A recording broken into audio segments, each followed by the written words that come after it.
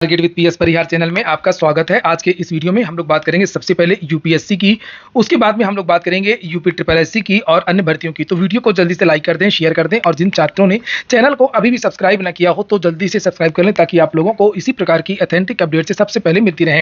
आगे बढ़ने से पहले एक सूचना है उन विद्यार्थियों के लिए जो विद्यार्थी बीपीएससी अथवा यूपीपीएससी की भर्तियों की तैयारी कर रहे हैं। तो यहाँ पर पीडब्ल्यू यूपीपीएससी वाला में आकर के अपनी प्रिपरेशन पूरी कर सकते हैं। यहाँ पर गुरु पूर्णिमा के अवसर पर बहुत भारी डिस्काउंट चल रहा है। यहाँ पर देख सकते हैं बेहतर भविष्य की शुभकामनाएं और 80% तक की छूट दी गई है यूपीपीएससी के बैचेज और 83% तक की छूट दी गई है बीपीएससी के बैचेज में। ये ऑफर लिमिटेड समय के लिए। वहीं पर अगर हम बात करें कि कौन कौन से बैचेज हैं यहाँ पर, तो देख सकते हैं प्रथम 2.0 यूपीपीएससी 2025 के लिए हिंदी बैच है। सक्षम 3.0 है यूपीपीएससी 2025 के लिए इंग्लिश बैच है ये। और 2024 जिनका टारगेट है उनके लिए यूनिटी इंटीग्रेटेड बैच और यूपीएससी 2024 के लिए मेंस टेस्ट सीरीज भी है यहाँ पर और भी बहुत सारे कोर्सेज चलते हैं। जैसे यहाँ पर एक और है संयुक्त 2.0 बैच है यूपीपीएससी प्रीलिम्स 2024 आरओ एआरओ 2023 दोनों के लिए। वहीं पर इनकी अगर हम लोग फीस की बात करें तो बीपीएससी का आप देख सकते हैं कि इस समय कितनी फीस कम कर दी गई है। ये एक्चुअल प्राइस है कोर्सेज की। और यहाँ जैसे देख सकते हैं 70वीं बीपीएससी का ऊर्जा फास्ट ट्रैक बैच है जो 6,999 रुपये का हुआ करता है। इसकी फीस इस समय 1,699 रुपये ही कर दी गई। एक बात और बता दूं कि इनमें से अगर आप लोग एक कोड लगा देंगे PSP 500 किसी भी बैच में तो आप लोगों को 500 रुपये की और एक्स्ट्रा छूट मिल जाएगी। और इसी तरीके से ये यूपीपीएससी के बैचेज हैं, आप इन्हें देख सकते हैं प्रथम 2.0 2025 सक्षम 3.0 बहुत सारे बैचेज हैं। इनकी भी फीस जो है वो इस समय बहुत कम कर दी गई है।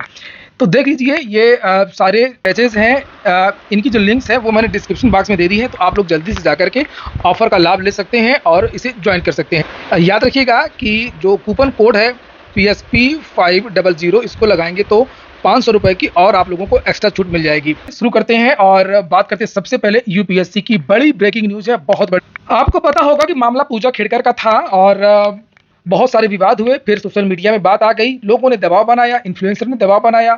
बहुत सारे ऐसे भी आईएएस की नौकरी खतरे में आ गई जिन्होंने फर्जी सर्टिफिकेट लगाई हैं और डंके की चोट पर लोग इसको वायरल भी कर रहे हैं कि भाई साहब ये कहाँ से दिव्यांग कैसे उछल उछल कर बास्केटबॉल खेल रहे हैं। भाई साहब इनको देखिए ये पहाड़ पर चढ़ चले जा रहे हैं जबकि ये लोकोमोटिव डिसऑर्डर के शिकार हैं।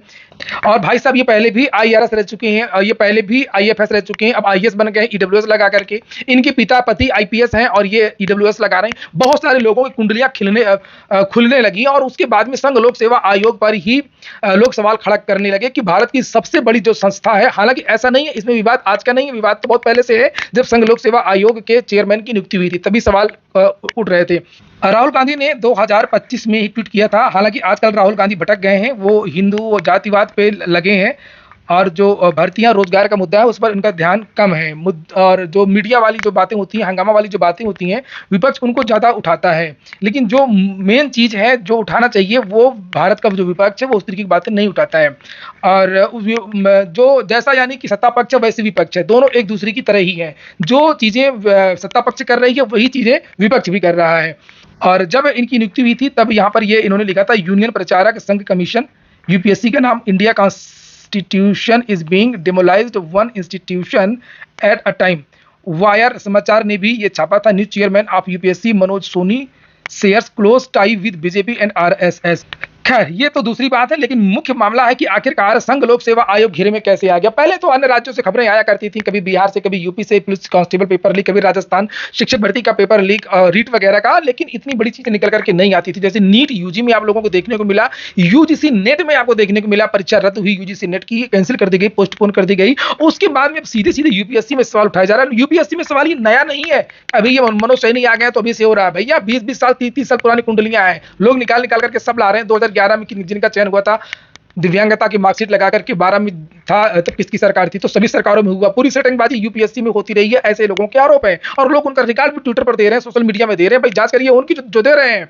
यहाँ पर कोई किसी ने ट्वीट किया है राहुल गांधी ने 5 साल में गब्बर टैक्स अदानी और ये सब चीजें करते रहे। विपक्ष के बाद में डरो मत हिंदू कौन है, इधर उधर की बातों में उलझा रहे हैं। सीधी सीधी बात है कि सरकार से तीनों पर जेपीसी बैठ।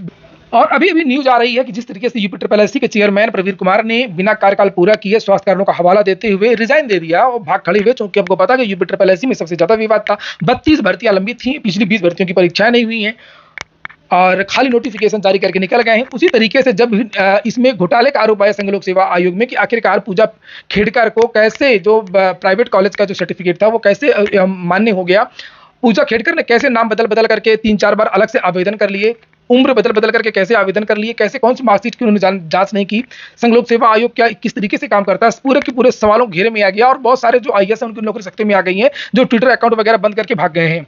तो यहाँ पर जब सवाल उठ रहे थे तो ये इन्होंने इस्तीफा दे दिया है, हालांकि अभी स्वीकार नहीं हुआ है। यूनियन पब्लिक सर्विस कमीशन के अध्यक्ष मनोज सोनी ने इस्तीफा दे दिया है। कार्यकाल पूरा होने के से पहले ही उन्होंने अपना इस्तीफा राष्ट्रपति को भेज दिया है। मनोज सोनी का कार्यकाल 2029 में समाप्त होने वाला था, इससे पहले ही उन्होंने रिजाइन कर दिया है। और ये आज की न्यूज है जिसे आप लोग यहाँ पर देख सकते हैं, सभी पेपर में ये न्यूज आ गई है। ये देखिए, जैसे यूपीएससी स्कैम का उजागर होना वही इस बंदे का रिजाइन करना। माथे पर तिलक लगाने से कोई व्यक्ति ईमानदार होना जरूरी बात नहीं है, सही बात है। और ऐसे लोग बदनाम करते हैं और इसकी जांच होनी चाहिए संघ लोक सेवा आयोग की। हल्के में किसी को भी नहीं छोड़ना चाहिए कि नहीं चलो छोड़ो, बड़ी संस्था, एक दो काम ऐसे हो गए होंगे, ना ना ना, बिल्कुल नहीं छोड़ना चाहिए। इसकी विस्तृत और व्यापक जांच होनी चाहिए इस पूरे प्रकरण की। उत्तर प्रदेश लोक सेवा आयोग है तो वहां पर कापियां बदली जा रही हैं, नीट यूजी में पेपर लीक हो जा रहा है, संघ लोक सेवा आयोग में कोई भी मार्कशीट लगा दो आईएएस बन जा रहे हैं लोग। चलिए हम बात करेंगे अपना यूपी ट्रिपल एससी की सरकारी पदों पर निकलने वाली लोअर पीसीएस की प्रारंभिक अर्हता की विज्ञापन जारी करने की मांग। ये विद्यार्थियों ने मांग किया है कि लोअर की जो भर्ती वो 2019 में 672 पदों के लिए आई थी। विद्यार्थियों ने पत्र भी लिखा है, उसके बारे में यहाँ पर लिखा है कि उत्तर प्रदेश अधीनस्थ सेवा चयन आयोग के सचिव को पत्र लिख करके आयोग द्वारा सम्मिलित होने वाले अवर अधीनस्थ प्रतियोगितात्मक परीक्षा के विज्ञापन जारी करने की मांग की है। बताते हैं कि लोअर के लगभग 1500 पद रिक्त हैं, प्रदेश में 1500 पद रिक्त हैं, लेकिन यूपी ट्रिपल एससी के पास समय नहीं है और काम बहुत ज़्यादा है उसके पास संसाधन नहीं है। जो भी चीज़ें हैं यूपी ट्रिपल एससी से हो नहीं पा रहा है, भर्तियां नहीं हो पा रही हैं, या और छात्र यही मांग कर रहे हैं कि अब लोअर की भर्ती भी निकालिए। बहुत सारे ऐसे विद्यार्थी हैं जो लोअर की वैकेंसी के इंतजार करते हैं।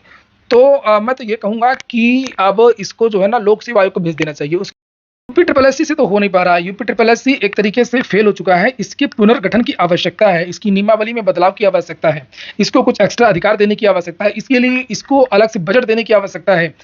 और मैं तो ये कहूँगा कि यूपी ट्रिपल एससी से जो नहीं, अगर ये नहीं हो पा रहा है तो जो लोअर और जो बड़ी भर्तियां हैं, जैसे लोअर की वैकेंसी हो गई, जे की वैकेंसी हो गई, एसओ की वैकेंसी हो गई, जो 4200 ग्रेड पे के आसपास की जो वैकेंसियां हैं वो सारी वैकेंसीज भेज दी जाए लोक सेवा आयोग। उसके पास संसाधन है, वो बड़ी भर्तियां भी करवा लेगा। देखा होगा आपने बीपीएससी में जब भर्ती करनी थी, शिक्षक भर्ती, तो उन्होंने सीधे लोक सेवा आयोग को दे दिया था, क्योंकि बहुत बड़ी भर्तियां थी और इस तरीके का कोई आयोग बिहार में नहीं था।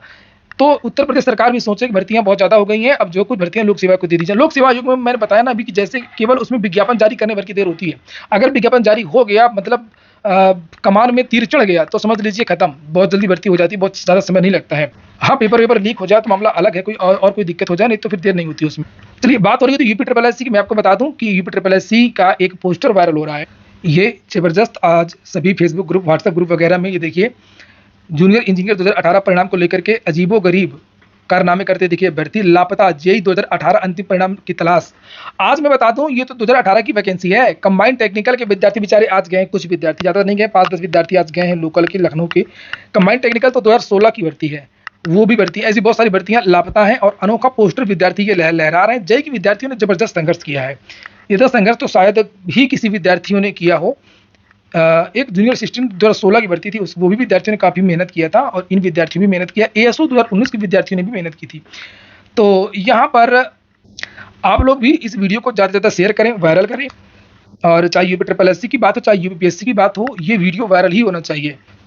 अंतिम सूचना है झारखंड की। झारखंड में अच्छा हाँ, मैं ये बता दूं कि जो अगस्त के पहले इंजीनियर 2018 के परिणाम जारी होने की संभावना है। बात करेंगे अब जारी होने वाला है।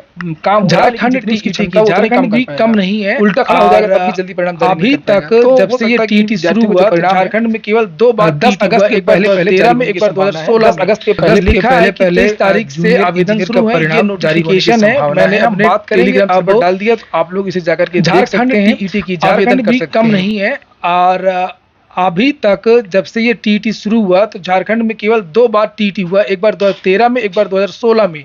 लिखा है कि 23 तारीख से आवेदन शुरू है, ये नोटिफिकेशन है। मैंने अपने टेलीग्राम चैनल पर डाल दिया, तो आप लोग इसे जाकर के देख सकते हैं, आवेदन कर सकते हैं।